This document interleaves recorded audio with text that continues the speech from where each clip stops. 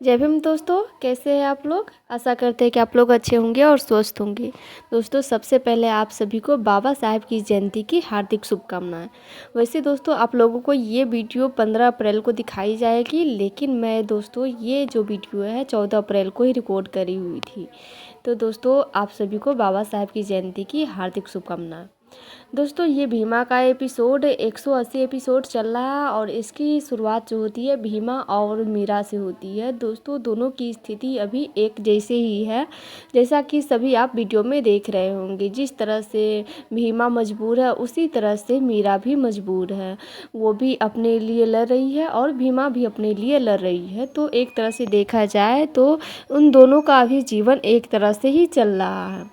दोस्तों, जब भीमा और मीरा दोनों अपने जले हुए कपड़े और सामान सबको जला हुआ राख उसको लेकर के शरीर पे लगा रही थी, तो इधर विशंबर मीरा से पूछते कि क्या कर रही हो, और इधर बाबा साहब भीमा से पूछते कि भीमा ये तुम क्या कर रही हो। भीमा बाबा साहब को बताती है कि ये मैं राख इसलिए मल रही हूँ ताकि मैं फिर से चमकूँ, जितनी मेरी हृदय है और मजबूत हो जाए कि और भी मैं बुरा से बुरा सह सकूँ।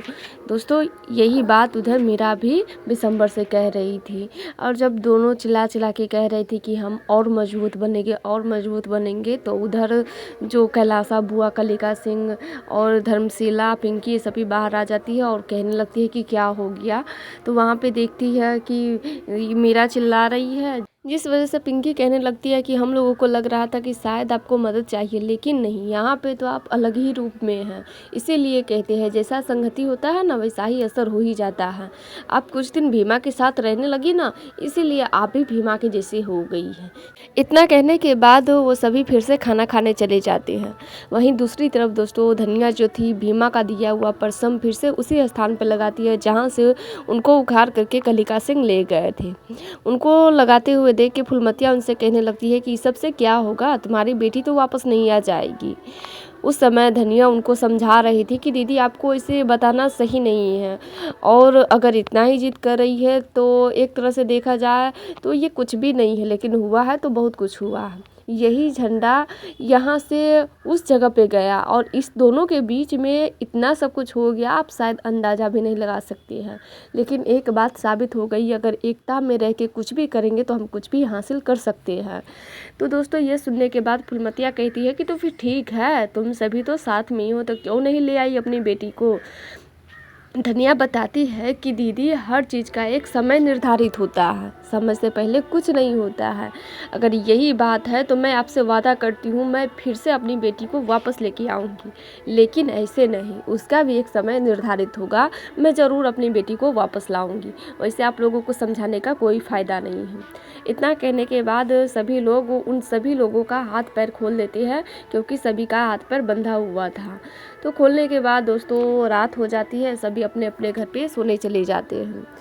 दोस्तों, धनिया जो है बैठ करके रो रही थी भीमा के लिए। उनको चिंता हो रही थी कि मेरी भीमा कैसे होगी, क्या खाई होगी, पी होगी, और ये भी सोच रही थी कि भीमा लड़ते लड़ते ऐसी जगह पे चली गई है कि फिर वापस आ ही नहीं सकती है। तो दोस्तों, वो हर तरह से अपनी बेटी को लाने की पूरी कोशिश कर रही थी। इधर भीमा भी है बैठ करके यही बात सब सोच रही थी। तो वहाँ पे बाबा साहब आते हैं और उनसे बातें करने लगते हैं।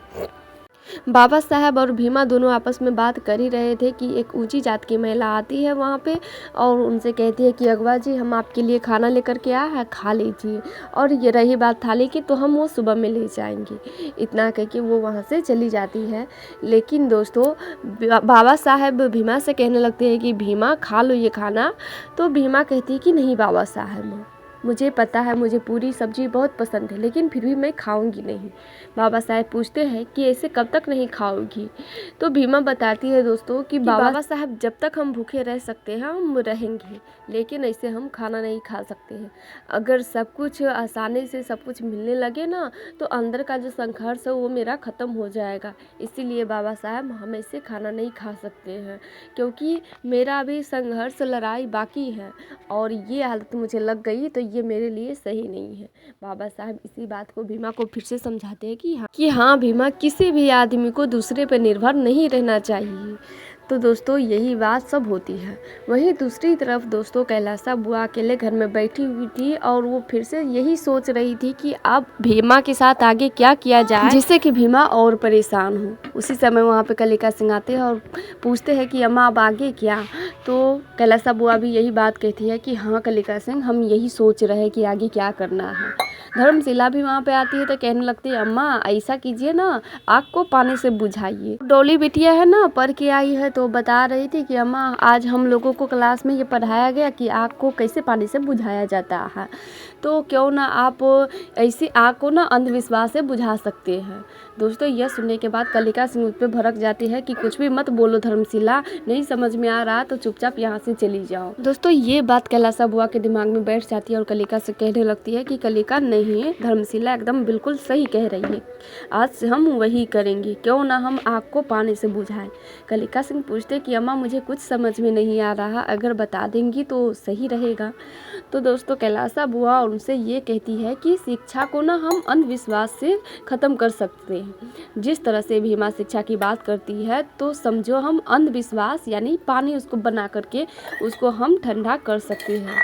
तो दोस्तों ये रहेगी कैलासा बुआ की अगली साजिश। जिसके बाद तो दोनों बहुत खुश हो रहे थे। फिर रात हो जाती है तो सभी सो जाते हैं। सुबह के समय उधर फूलमतिया जो है झाड़ू लगा रही थी बाहर में और घर में धनिया अकेले सोई हुई थी। तो वहाँ पे जाते हैं ये मेवा और उनसे कहते हैं कि धनिया उठो ना, चल के हम चलते हैं विधायक से बात करने, हो सकता है वो हमारी बेटी के लिए कुछ मदद कर दे, क्यों ना हम कुछ अपने बेटी के लिए करें। ऊंची जात के लोगों को जो करना हो करने देते हैं और हम अपना काम करते हैं। धनिया भी उनका साथ देने के लिए चली आती है। जैसे ही वो दोनों बाहर आती है वैसे ही वहाँ पे फूलमतिया उनको फिर से रोक लेती है कि अब कौन सा नया नाटक करने जा रही हो। तो धनिया बताती है कि दीदी जब हम नाटक हो जाएगा ना तब आपको पता चल ही जाएगा, इसीलिए रोकिए मत। और बार बार कहते हैं कि हम कहीं भी जा रहे हैं तो इसे पूछ पाछ मत किया कीजिए, क्योंकि आप साथ तो देने वाली है नहीं। इतना कहने के बाद जैसे ही वो जाने लगती है वैसे ही फिर से वहाँ पे बिंदिया आ जाती है। अब फूलमतिया क्या करती है, बिंदिया को उकसाने लगती है। दोस्तों वहाँ पे फूलमतिया कहने लगती है कि तुम्हारी माई तो काम करने से रही, लो झाड़ू लगाओ, एक तुम ही हो कि तुम इधर पीसती भी हो उधर भी पीसती हो, तो चलो झाड़ू लगाओ। जब धनिया और मेवा वहाँ से चले जाते हैं तो क्या करती है बिंदिया, वही झाड़ू लेकर के भीमा को मारने चली जाती है, क्योंकि वो उनको पता था कि भीमा जो है कोई सचमुच का अगवा नहीं है, ये तो सब साजिश है। और वो ये भी सोच ली थी कि अगर हम मारने जाएंगे तो मारने देंगे ही। लेकिन वहीं दूसरी तरफ सुबह का समय था तो दोस्तों बहुत सारी जो महिलाएं हैं भीमा को नहलाने के लिए आई थी। तो नहलाने के बाद जो कैलासा बुआ थी भीमा की बाल बना रही थी। सभी जितने भी ऊंची जात के लोग थे अब आसपास में खड़े थे, लेकिन कैलासा बुआ जो है भीमा की बाल बना रही थी और ये भी कह रही थी कि जितनी उलझने तुम्हारे बाल में ना है उतनी ही उलझन तुम्हारे ज़िंदगी में मैं लाने वाली हूँ और हर तरफ से तुम्हारे लिए मुसीबत ही पैदा होगी। तो सोच लो कि तुम्हारी स्थिति अब क्या होने वाली है। दोस्तों उसी समय वहाँ पे बिंदिया है झाड़ू लेकर के आ जाती है। तो भीमा जैसे ही उठना चाहती है वैसे ही कैलासा बुआ उनको रोक लेती है और कहती चुपचाप यहाँ पे बैठे रहो और देखते जाओ।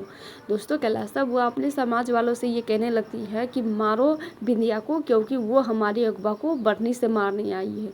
तो दोस्तों जितने भी वहाँ पे ऊंची जात के लोग हैं सभी बिंदिया को लेकर के पीट देते हैं, इतनी अच्छी से पिटाई करते हैं।